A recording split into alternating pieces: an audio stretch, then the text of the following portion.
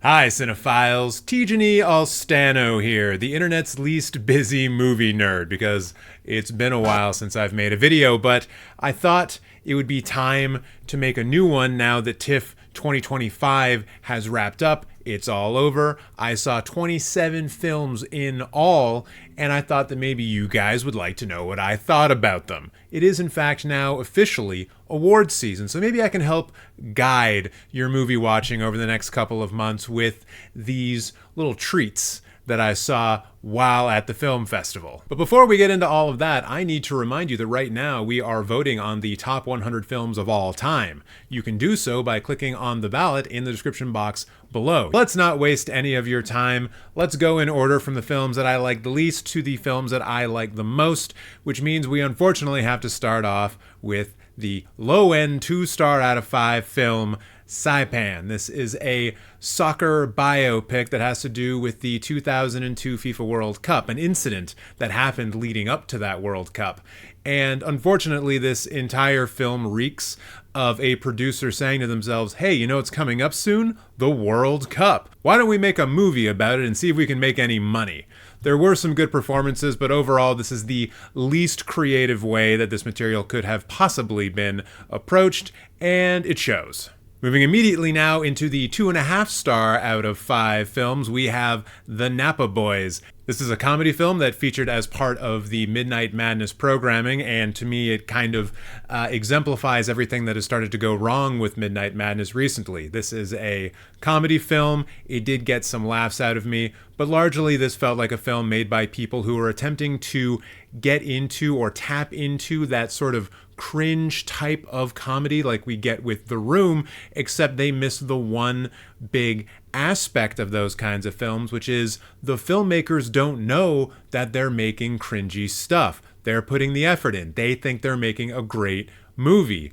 These guys knew what they were doing, and I think the material suffers because of it. But Jay and Silent Bob do show up, so it wasn't a complete loss. Next up is Egghead Republic. I really wanted to see this film because the Swedish duo that directed it, Pelle Kagerman and Hugo Lija, directed one of my favorite films, came out a few years ago, called Aniara. It was a real nice lo-fi sci-fi film, and unfortunately, Egghead Republic does not live up to its predecessor. This is a film that fits into the kind of narrative of, let's say, Alex Garland's Annihilation, but it tries to get there through doing a satirization of Vice news, Vice media in the early 2000s. And I know all of that might sound good, but it's really the execution here that fails the ambition. And once the third act is up, you're going to start wondering what anything had to do with anything else. An unfortunate miss from this talented duo. Next up, we have Winter of the Crow, a political thriller from director Kasia Adamek and starring Leslie Manville. The narrative of this film is interesting enough. It features Leslie Manville's character being trapped in Poland during a government crackdown in the late 1980s and shows her attempting to escape the maze of Warsaw so that she can get back on a plane and go back to Britain. Unfortunately, this one was, I think, rather unbelievable. Even if this is based off of something that actually happened, the way that the material presents this character and how she's able to evade capture in a completely foreign city where she doesn't even know the language is laughably unbelievable. And unfortunately, this undercuts the tension in a lot of the film because this is a movie where you feel like the main character is going to survive no matter what, despite all of the mistakes that she makes. It's unfortunate because I think there could have been a better film here, but the approach to the material could have used a little bit of work. Next is the Chinese film She's Got No Name. This is meant to be a kind of noirish thriller that has to do with a woman who maybe or maybe not kills her husband in a very gruesome way, and the asshole cop who tries to pin it on her with a lot of grotesque methods. Ultimately, this is a feminist piece that tries to tie in the liberation of Singapore from Japan in the 1940s, and it does so with limited success. The big thing that really stuck out for me is how much they use close-ups in this film. Like, close-ups don't matter anymore. They just use them way too much. And that is just a visual decision that I cannot get behind. Next up, we have the Korean film Good News, which I was not actually planning on seeing, but I was able to pick up a last-minute ticket to it, and I'm largely happy that I did. The basic premise here is that a plane is hijacked by Japanese communists. They want to go to North Korea, and the West does not want that plane to go to North Korea. This all takes place in the 70s, I believe, and for the first, let's say, half to 3/4 of the film, I was actually really into this. It has a very propulsive style to it. It's chatty. It almost feels a little bit like an Edgar Wright film, but then at the end, it just kind of turns into a film where people are talking about things in a room, and they're not talking about things in the most exciting way. From a cinematic perspective, from an inventiveness perspective, that first 2/3 really sings, but then the drop-off is so unbelievable that I almost couldn't believe how much interest it seemed like the filmmakers lost in their own material. This easily could have been a sleeper hit of the festival, but they just did not follow through on the promise of the first 2/3. Next up is Modern Horror, a Canadian documentary, and I am always going to pay attention to a documentary that does things a little bit different with its presentation, and Modern Horror absolutely did that. This film is based off of a novel published by an actual sex worker, and the main subject in the film is that actual sex worker, essentially recounting her story, but also having roundtable discussions with other sex workers, and really trying to show you what modern sex work is really like without all of the thrills that a more narrative-based approach would take. This film is light in its presentation, it's fun in its presentation. It's almost the kind of documentary about sex work you could show your parents and say, look parents, they are real people. Get with the program. And if they're cool, they might agree with you by the end. Next on the list is It Would Be Night in Caracas, another political thriller, this one taking place in, I believe, 2018 Venezuela during a kind of uprising. The narrative focuses on a woman who is desperate to escape. One of the other apartments on her floor was taken over by a gang, and she feels threatened. So she uses all of the means at her disposal to escape Venezuela, or at least she tries to escape from Venezuela. No spoilers here. Overall, I enjoyed this, but I think this film could have been so much more if they put the lead character in a bit more danger. Oftentimes, it felt like she wasn't really racing against a clock or was in any kind of imminent danger or had any sort of imminent threat to her. So while I get that she was a person who was living through what could have been a revolution and wanting to leave that very dangerous situation, the fact that there was nothing really personal about this story for her danger, made it fall a little bit flat. Next up on the list is The Fox King, a film that I wasn't planning on seeing, but it fit into a slot, so I went. This is an Indonesian film directed by Woo Ming Jin, and I think kind of the standout thing here are the performances of the three leads. You've got two twin brothers who are maybe or maybe not telepathically bonded with one another, and a beautiful teacher who arrives at their school who tests their brotherly bond. Ultimately, I think this was a film that had much to do about nothing, but the performances were strong enough that I just had to give it a 3 out of 5. Next up is At the Palace of Ghosts, a Canadian horror film, nay, a Canadian Indigenous Gothic film, actually. I think this film actually works a lot better if you think about it as a Gothic film as opposed to a horror film. There are a couple of somewhat cheesy jump scares in the beginning, the kind of things that you will see coming if you've watched any modern horror films, but when this gets to the Gothic, I think it improves quite a bit. This film is about two brothers who decide to go into the woods to exorcise a part of their past. And so like all modern horror / Gothic films, this is a movie all about family trauma. I do give the director, Bretton Hannum, credit for approaching this material in an inventive way. There is a lot of sequences where the brothers are literally interacting with their past, watching scenes from their childhood play out in front of them, and I think these are very effective. And the further we get into this film, the more surreal it gets, the more I liked what it was doing. I personally just wish that we could have ejected some of those more over-the-top horror moments and really focus on the Gothic, because that is where I think this film could have found a lot more traction. Next up is Our Father, and this is a film that is all about a rehab clinic for alcoholics and for drug users. This one is run by a Catholic priest, so already, red flag. And as our characters find out, the methods used in this rehab facility are not that good for you. I would like to point out that this is the directorial debut from director Goran Stankovic, who I will say is someone that I think we should be watching in the future. Unfortunately, this is well-trodden material when it comes to the narrative of the film. We're talking about Catholic priests being not very good. We're talking about Stockholm Syndrome. All of these things have been done to death in film. And if you are going to make a movie about them, you need to approach the material in a fresh, new way. And I really don't think that was done here. The setting is certainly new, but the conclusions and the way that we get to them are all well worn. You've seen this movie before, trust me. But I would also say it's still worth a watch if you're able to find it. Next up was one of the bigger disappointments of the film festival for me, and that is Scarlet by famed anime director Mamoru Hosoda. You know him as the director who did The Girl Who Leapt Through Time, Summer Wars, The Boy and the Beast, etc., etc., etc. The guy is real good. The guy is real good at directing. And in Scarlet, he decided that he was going to adapt the Shakespearean play Hamlet. And then about 2 minutes into deciding to do that, he decided, nah, fuck that, I'm going to do something way different. And while watching this film, it's hard to not get the impression that this was the one that he kind of had to do. Like all of that artistic freedom that he had previously, now he was being asked to pay up, and he was essentially given what seems like an izakaya type script, and they just said, all right, go make us a bit of an action film, and then you can go do something fun and interesting in your next film. And he said, yeah, sure, whatever, no problem. Visually, I think the film strays a little bit too far into the CGI anime look that I'm not a fan of. A lot of landscapes look incredibly artificial, and they're just doing it for the sake of having a panning shot.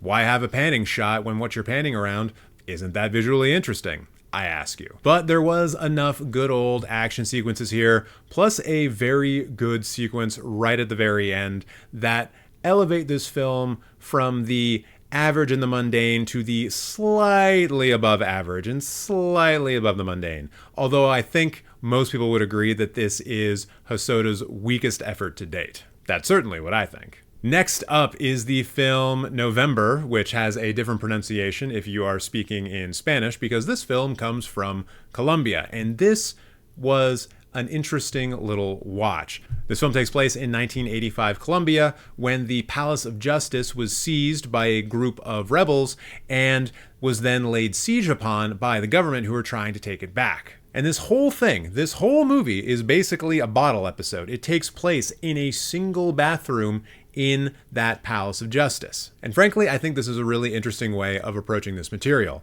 Obviously, the budget here was not big, but they still wanted to make a film about this specific moment in time, and by taking this approach, they were able to effectively do that. Now, the problem here is that when you do a bottle episode, or you do a bottle movie, I guess we can call it, it does become difficult to find new ways of shooting the space that you're in, and eventually the film does start to feel a little stagnant. They also make what I think was a poor visual choice by including a lot of like VHS news camera type footage from outside of the palace, but then when we're inside the palace, everything looks like it was shot with a brand new digital camera. And I think the overall look of this film would have benefited greatly if they had applied that same VHS look to the actual new footage that they were shooting in that bathroom. It would have made the whole film more visually cohesive, and I think could only have benefited the film as a whole. Overall, though, I think this film is worth a watch, especially if you are a new to film filmmaker or an independent filmmaker trying to figure out how you can make something on the cheap, because this is a great example of that. Next up is the Canadian film Lovely Day. This is a film about a wedding, and it's also a film about things that happen before the wedding and after the wedding. There's a lot of time fuckery going on in this movie, and for the most part it works, except the film kind of forgets that it's a film about time fuckery about halfway through, and that's a little bit annoying. The film also suffers a little bit because there are two main relationships in this film between the two people getting married and the groom and his best friend, the groomsman, and there are relationship tensions between the groomsman and his best friend that, in my mind, probably should have led to the destruction of that friendship. Like, I think they went a little bit too far for that relationship to actually be salvaged. It's a well-performed film. I like the way it was edited together for most of it. It's slightly better than average, worth checking out, although certainly not the best thing I've seen come out of Quebec in recent years. Next is what will probably be a surprising 3-star out of 5 for a lot of you, and that is the new Knives Out film, Wake Up, Dead Man. And this one's a little bit hard to talk about because, of course, I need to talk about it spoiler-free, and I don't want to give away any of the plot.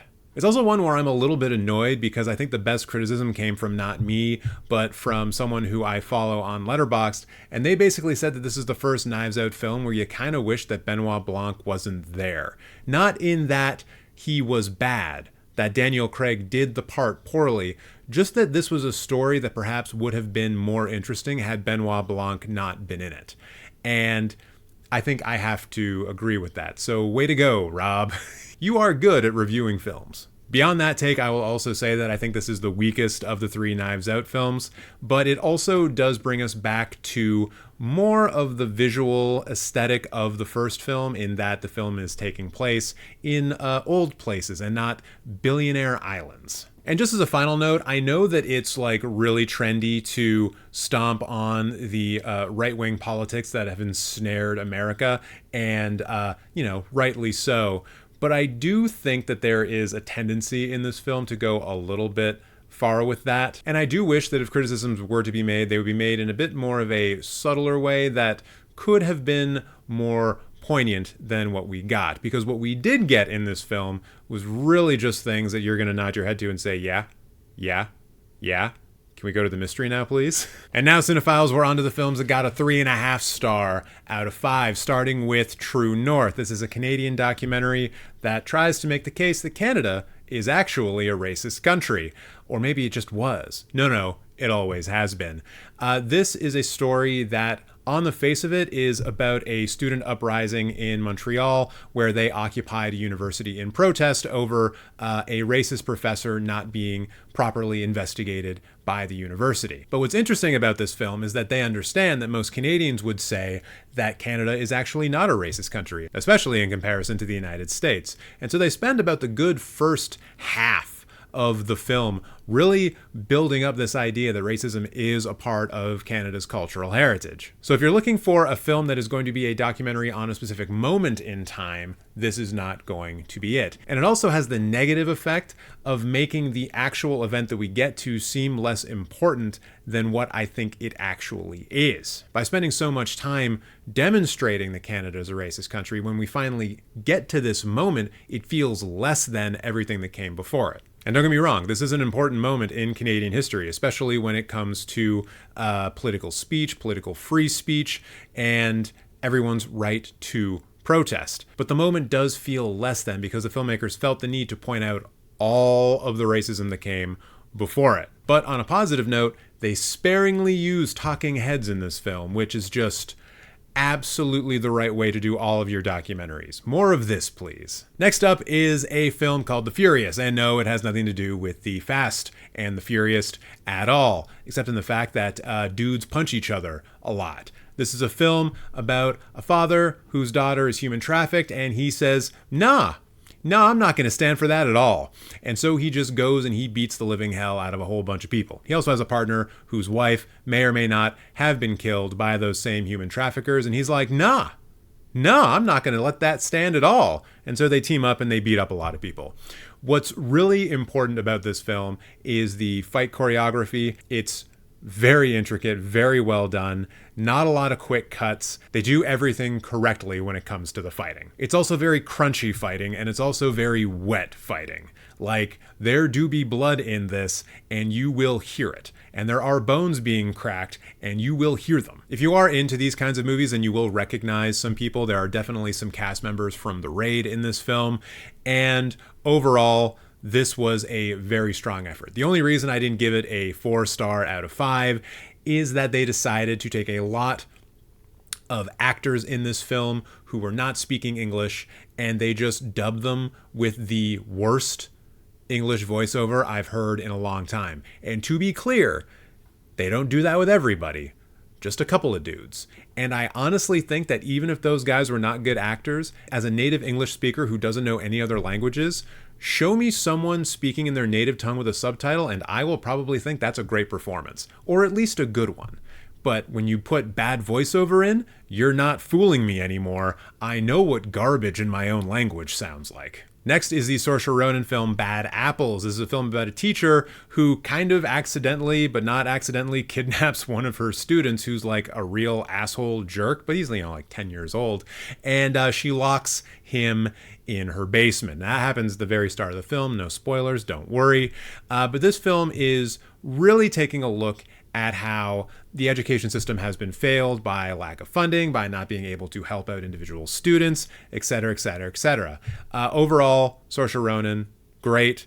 She's as good as you would expect her to be in a role like this. The performance of the kid who gets kidnapped, also good. And there is another child in this film who, if you see it, you'll know who I'm talking about, also does their own pitch perfect performance. A lot of good acting going on in this. I will say that I'm a little bit worried that there's like a little bit of a fascistic tone to what the movie is suggesting. It's a little too open-ended, and the suggestion that it makes that actually like pruning out the quote-unquote troublemakers actually is a benefit to society. And so I am a little bit hesitant to heap praise on this film because of it, especially because we can look directly at a similar film that does things a little bit differently in our next film, Good Boy.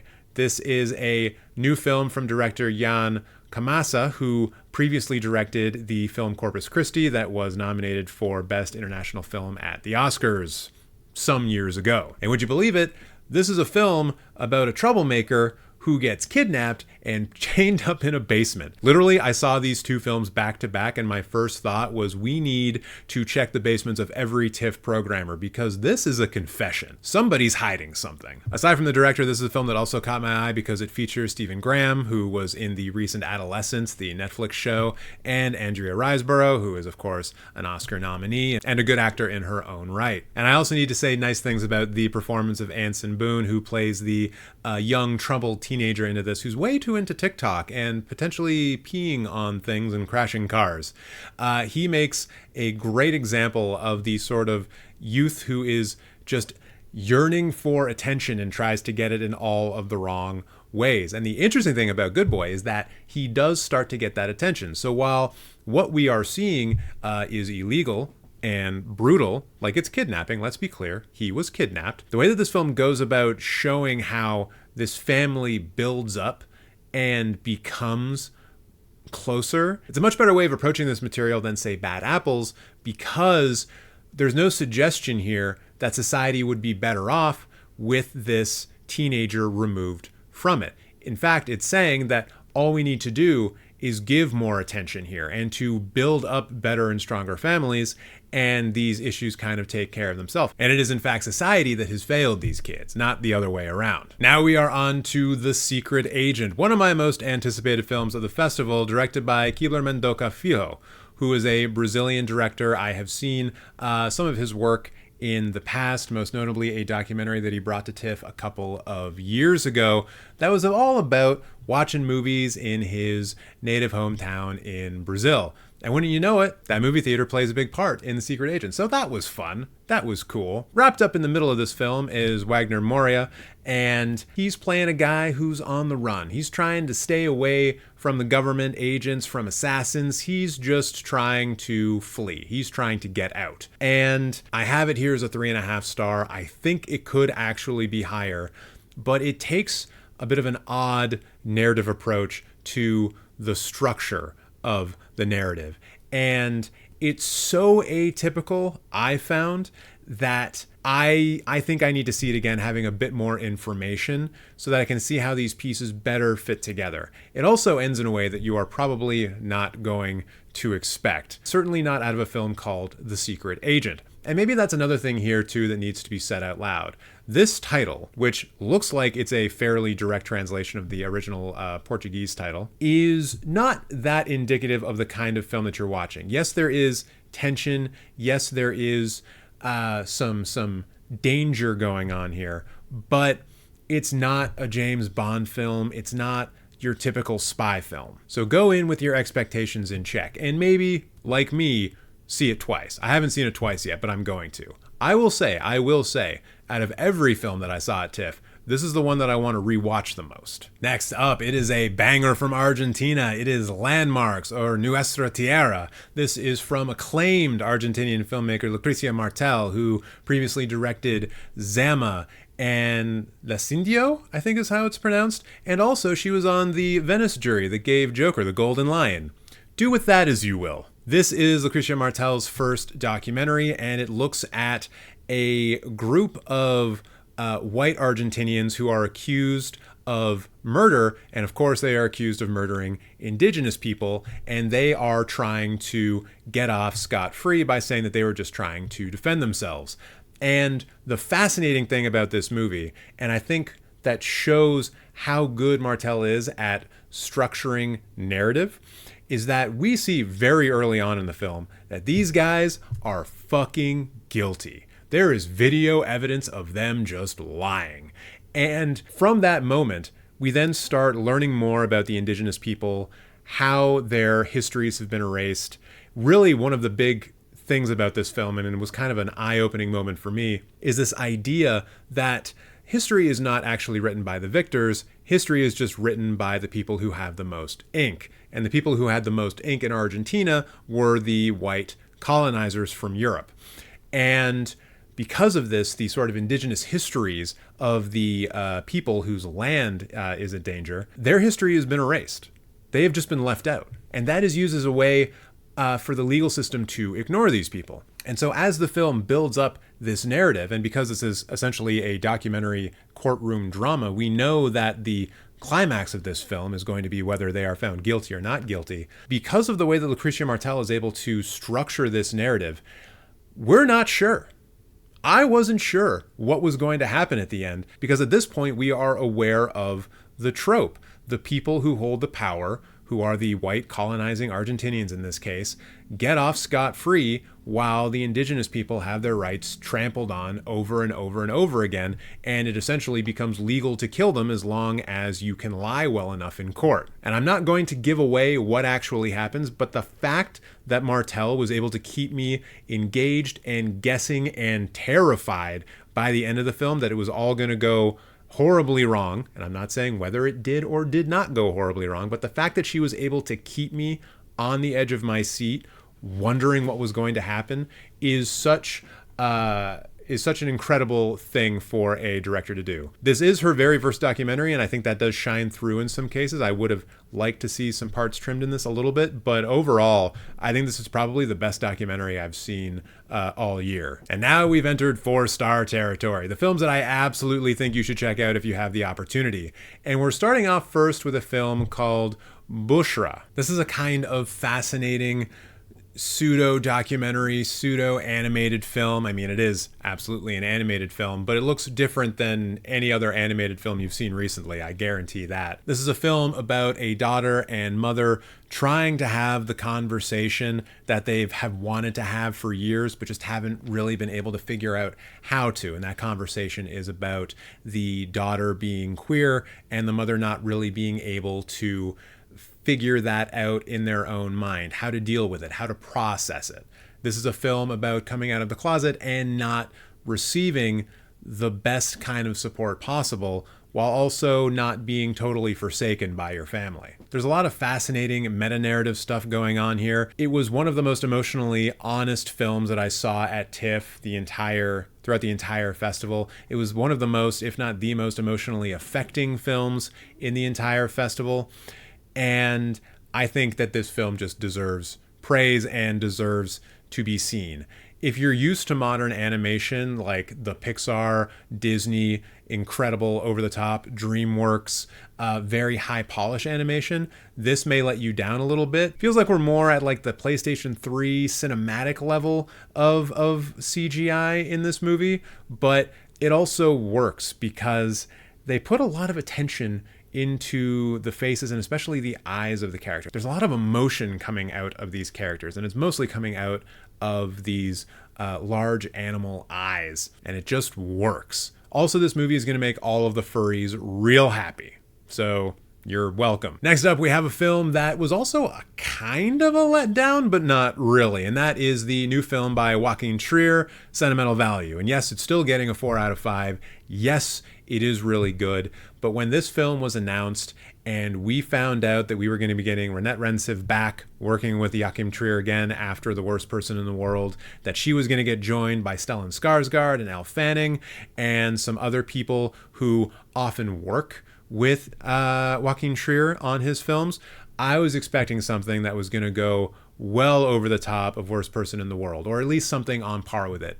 And this movie, Sentimental Value, it just didn't quite get there. It's certainly not the same type of narrative to Worst Person in the World. This is more of a family drama where Renette Rensiv plays a daughter to Stellan Skarsgård's father. He was absent when she was young. Renette Rensiv's character was raised by the mother. The mother dies right at the beginning of the film. And Stellan Skarsgård, who plays a kind of Ingmar Bergman-esque character, he is a film director, comes back into her life after the mother passes away and wants to work with her on a film. She soundly rejects him, and then Stellan Skarsgård's character is introduced to Elle Fanning's character, who is a modern, famous American actress, but she's not playing herself, she's playing someone else. And so they decide to work together, and this all seems like we're leading towards a kind of family drama that will go on and build up, and the tensions will simmer, and then eventually there will be a kind of explosion. That's the kind of narrative that you expect out of this. But what you actually end up finding is a film that is a little bit all over the place. It doesn't really know who it wants to focus on, or rather there is not a central character upon whom to focus. It seems like Trier wanted to give equal time to Rensiv and Skarsgård each, and unfortunately, in my opinion, that makes the film a little bit unfocused. I will say that everyone in this movie is really good, and I think that Trier should be praised for making another excellent film, but unfortunately Sentimental Value is at this point just going to have to stand in the shadow of Worst Person in the World, because it isn't able to reach the emotional heights of Worst Person in the World, nor is it able to reach the same kind of emotional catharsis as Worst Person in the World. Still very good, but it's always going to be less than. Next up is the film Motor City, which was actually the second biggest surprise at TIFF for me this year. The first biggest surprise is coming up in just a minute. This is a revenge action film. It's got some incredible moments in it. The elevator scene, my God, the elevator scene is so good. But the thing that puts this film over the top for me is the conceit of it. The thing that they wanted to do differently than every other action film you've ever seen, and that is that this film largely has no dialogue in it.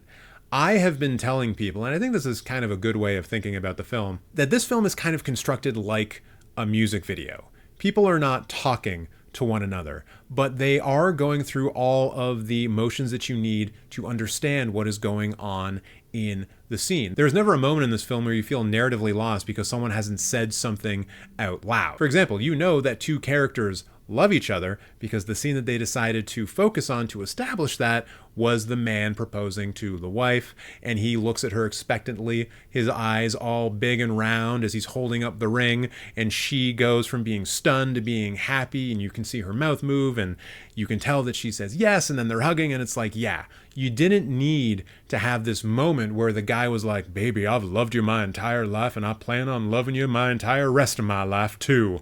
And then she's like, oh my goodness, yes, this is what I've always wanted. It was just there in the performances, and the film does this time and time again, focusing on specific moments where you don't need people talking to know what's going on and how people are feeling. The other thing that they really needed to nail in a film like this is the music. And guess what? This film is executive produced by, and I think maybe partially produced by his record label as well, Jack White of the White Stripes. So I think he's involved in the score of this film, and also there is a lot of Detroit 1970s era music all laced throughout this film. If you loved the music that was being picked for the Guardians of the Galaxy films, guess what? You just found your new favorite movie. This thing slaps so goddamn hard. It slaps so hard that I'm going to be showing it in my monthly movie nights to my friends when it eventually comes out sometime in the future. And it better get a physical release. I want this thing. Man, that elevator fight is good. Now we're into the top 3 and the last film to be rated 4 stars out of 5, and that is Park Chan-wook's new film, No Other Choice. This is another great example of just how good a director Park Chan-wook actually is. He picks an interesting story, turns it into something that is absolutely applicable to the time. It feels like the man just has his finger on the pulse of everything right now. This is a story about a man who can't find a job because the job market sucks, and so he decides to kill people who are better than him at the job that he does, so that then when he kills the guy whose job he wants, he will get hired immediately. Tell me that you haven't at least considered doing that in the present day job market that we now face. The man knows how to speak to a generation is what I'm saying. And I think what maybe is most fascinating about this film, aside from the narrative itself being spot on to how everyone's feeling right now, and of course it looks really good, Park Chan-wook can direct the hell out of any scene he walks into, but it's the way that the tone of this movie shifts. We start off, and this guy is kind of a bumbling idiot. You could almost make the argument that Park Chan-wook was studying Mr. Bean sketches and episodes in order to figure out how he wanted this film to feel, at least in that first part. And then as the main character gets a bit more comfortable in what he's doing, the slapstickiness comes out of it and it becomes more serious, more professional. That doesn't mean that the humor leaves, because oddly, this is a humorous film. This is a funny movie. I'm not going to call it a comedy. It's certainly a drama, but it's a drama that will leave you chuckling. I don't really have much else to say here. I don't think I need to sell you on this film anymore. You are always going to go see it because of the director. So yeah, go do that. Go see it as soon as you can. And now for the number 1 biggest surprise of the festival, Kokuho, a Japanese film that absolutely knocked my fucking socks off. I'm kind of still in shock of this film. I can't believe how much I love this. And when I explain it to you, you're gonna probably understand why. This is, no shit, a nearly 3-hour-long film about 2 kabuki actors, which is a type of theater in Japan. They start off in around the 1960s, and we follow these 2 kabuki actors for like 50 or 60 years. And we see the good times and the bad times of their relationship and their own personal relationship to the art of kabuki. I did honestly come out of this film wondering if maybe that I had just been taken under the film's spell and that perhaps my jubilation for it was not actually authentic. I was not looking at the actual craft involved. And I did have some flashbacks to the 4.5-star review that I gave to Alex Garland's Civil War when it came out. And I mean, that's not a film that I've revisited yet, but I have a feeling that if I were to, I would drop the star rating down a little bit. And looking through some other people's reviews of Kokuho, you can see a kind of through line that people have landed on. A lot of people think that it's a good film, but that the film is too long. There's so many unnecessary scenes. The editing is bad. There's too many fade to black and things like that. And I mostly disagree with a lot of what these people are saying. I think that everything that we are shown is necessary because both of these actors, both of these kabuki actors, are trying to become the greatest kabuki actors in the history of Japan. That is the stated goal. And so what we see all along the way, even if at the time it feels superfluous or not that important to the broader narrative, it's all reinforcing this idea of what they are doing and what they are sacrificing in order to reach that final goal. But frankly, what this really comes down to is a couple of incredible performances by the leads. Ken Watanabe is in here with a pretty good supporting role. And what I think is the most telling when it comes to my own appreciation of this film and how highly I regard it, yes, this is a 3-hour film, but I shit you not, I would have sat through a 4-hour version of this film without hesitation because I loved every second of this. Shocking. Absolutely shocking. And now we move on to the last film on this list, the best film that I saw at TIFF this year, and a film that was not shocking at all in terms of how good it ended up being, and it was just an accident, the new film by Jafar Bahani that won the Palme d'Or at Cannes. Of course, I had big expectations going into this film considering it had won the Palme d'Or, and those expectations were soundly met. From a narrative standpoint, I think people are going to find a lot of things to latch onto here, particularly the fact that this film focuses on a group of people who are trying to decide if they should kill a man who they think was someone who tortured them when they were arrested by the Iranian regime. There's a lot of discussion in this film about the price that perpetrators of crimes should pay for those crimes and what we need to do in order to validate that they are who we think they are, even though deep down we know exactly who they are. The approach taken to this material is a lot more subtle than the narrative that I just described to you would suggest, but I will say that this film does know when to hit like a hammer, and it does hit like a hammer. I will just say, without any spoilers, that the last two scenes of this film would have won the Palme d'Or on their own. It's just such brilliant and effective filmmaking that it's no wonder it has done as well as it has. And really the only question that this film leaves up for debate is, will the Academy give Best Picture to an Iranian film? That's the only place we can go in terms of discussion about this film. Will it win Best International Film at the Oscars? Yeah, without a doubt. Nothing is in its league. Nothing comes even close. But could it win Best Picture? I want it to. I want it to. It would be a big... Oof. And that, Cinephiles, is that. Please let me know in the comments if you have seen any of these films or if you want to see any of these films, and what films are you most excited for this awards season. Until next time, watch more movies.